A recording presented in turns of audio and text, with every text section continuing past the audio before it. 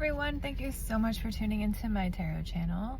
My name is Paulina and I wanted to give a brief reading about someone who has betrayed you. This could be a person or a group of people. It could be romantic, it could be platonic, it could be family, it could be work, but it's some sort of betrayal that deeply wounded you. And let's get some info on that, about this betrayal. Ooh. Okay, the storm. And this storm, there was like stuff happening for both sides that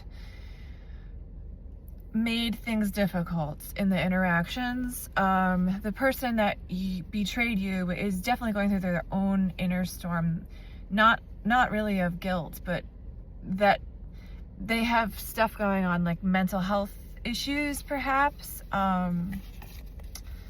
What else about the person who betrayed you? Let's get some more info. Oh, the destroyer. So they are in a destructive way of being.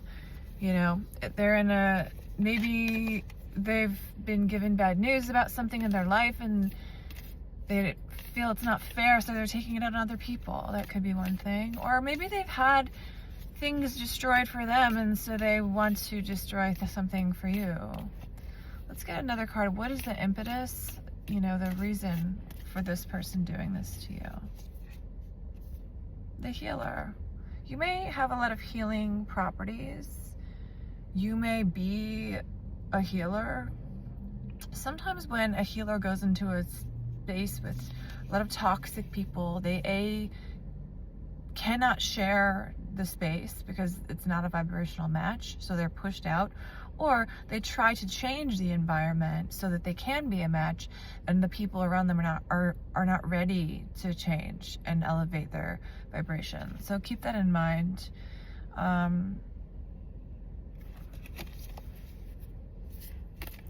So what about you? What were you feeling during this betrayal? And, you know, what was sort of your experience? The shadow. You really went into some dark feelings. Maybe this was like really hurtful for you and you were blindsided.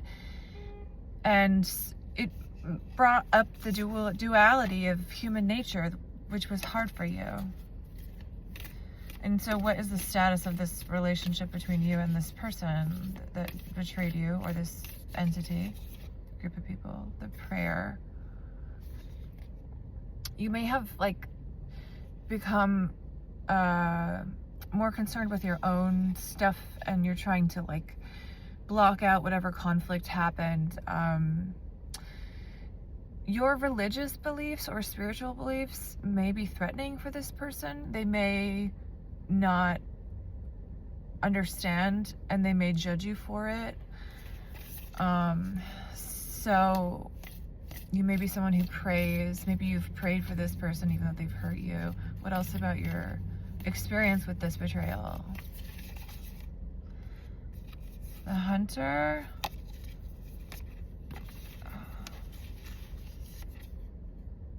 The one. So the hunter is, obviously there's a horse here. The number 9, which relates to Sagittarius. And anyway, why am I saying that? And this would be, I guess, 30 because it's 3 in numerology, 3 and 0. So there maybe is communication, maybe there was communication that made you feel hunted. You felt like these people were after you, or this person had a vendetta, and you were like, wow, like, okay. Like, maybe they did something that really was detrimental and like challenged your worldviews, changed the course of your life. What else about this energy? Why would this person do this? Like, what's a deeper reason for their, what's the deeper reason? The venom. they have like just issues with you. They have issues with other people. They have anger in them, and you were around and you were a target that was easy because you're caring and compassionate. Let's read what it says for the venom. The poison, the curse, the toxin. Self-realization through suffering when light. Unwillingness to find a solution or forgive when dark. And go deeper, A Poison Tree by William Blake. When you harm another, you harm yourself. Keep in mind, this goes for the earth as well, with cosmic consequences. The spreading of the venom is like a chain reaction. When we strike others, it is likely we ourselves have been struck. Break the cycle. So then there's a lot of other long thing. You can buy this book. So more about the venom card. But to me, that means this is a very wounded person. And maybe that's why you're a match in some ways, because you're a wounded person. But I'm feeling that you've put yourself out of any contact with them. And that was really the right move. They're not going to change. They're not going to be someone who becomes for you. And that's a tough realization. The medallion and the self. This experience is about you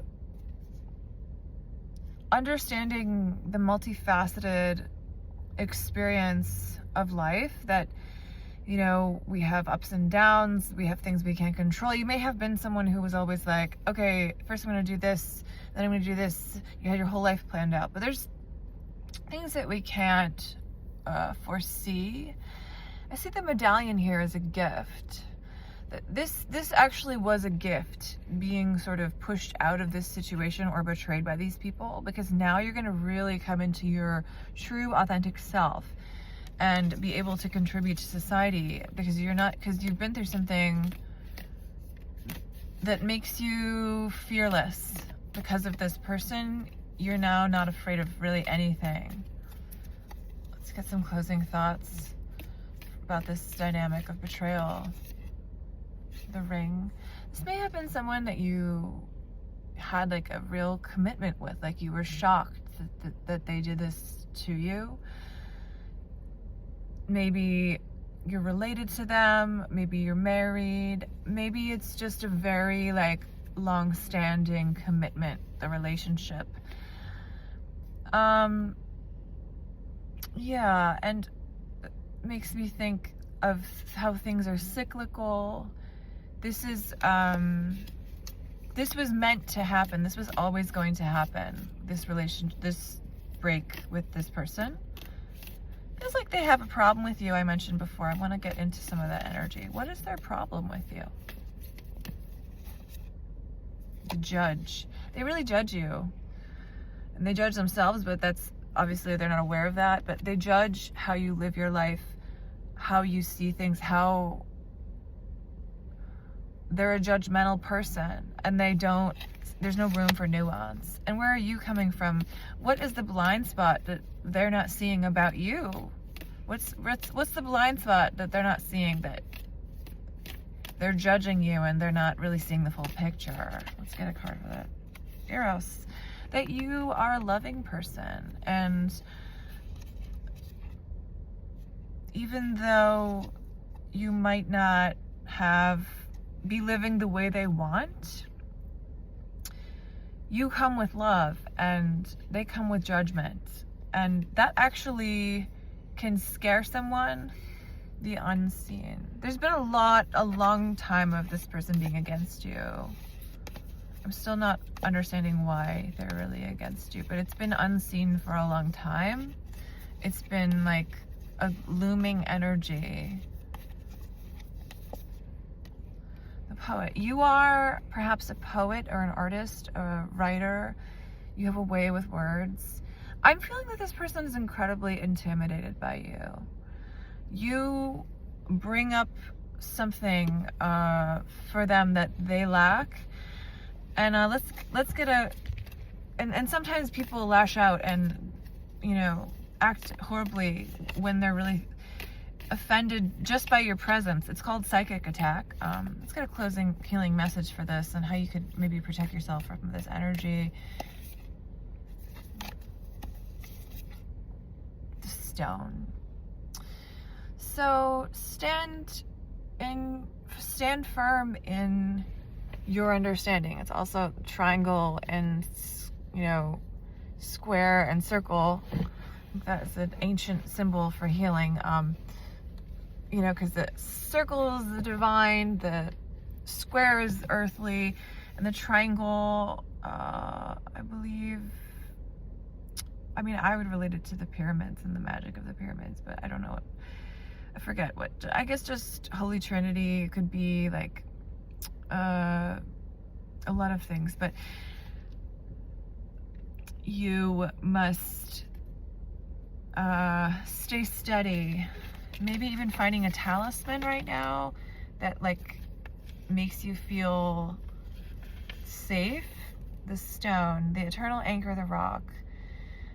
And as an archetypal object, the stone holds psychic and literal weight. Its energy is one of permanence, concreteness, and reliability. The stone's ability to transform is nearly imperceptible to us, as it changes ever so slowly over countless human lifespans. Then it goes on to talk about stillness, power. It says, when light, steadfast, loyal, committed, and present. When dark, weighted down, holding back, cold. In Jewish mourning traditions, the stones are left at graves rather than flowers. Sit with this vision for a moment and see what unfolds. Build a cairn in nature.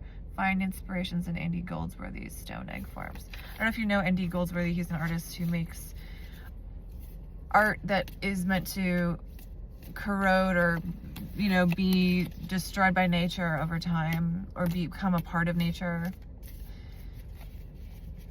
You may be being called to become part of yourself in a bigger way now, and part of the community, and just really inner strength.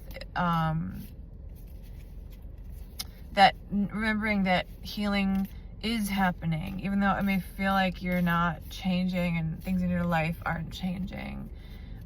Just as stones and rocks incrementally grow over years, think about just how the continental shifts that have happened, the way that all the continents used to be, what is it, Pangea, which is one continent. That took millions of years.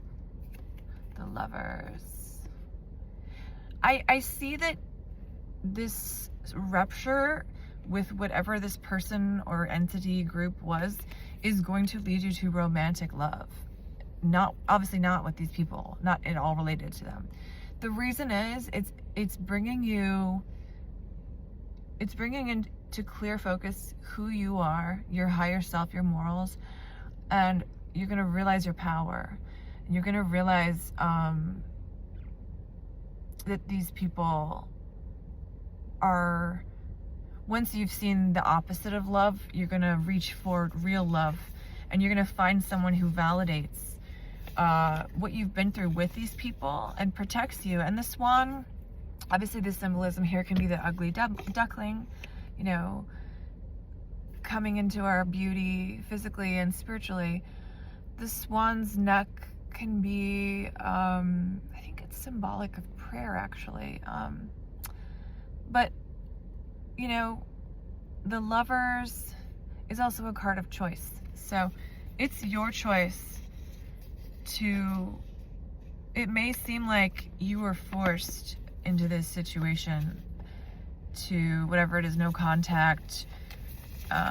Maybe there were repercussions from this person. Maybe they came after you in some way. Maybe you lost your job. It may feel forced, but you chose this because you no longer could put up with the abuse or whatever was happening. So thanks for tuning in, and I really hope you enjoyed the reading. If you're interested in getting a private reading, I am available. My email is plprowitz@gmail.com, and I would love to work with you, pre-recorded or Zoom. Right now, it's $45 for 45 minutes, and I hope you have a great day.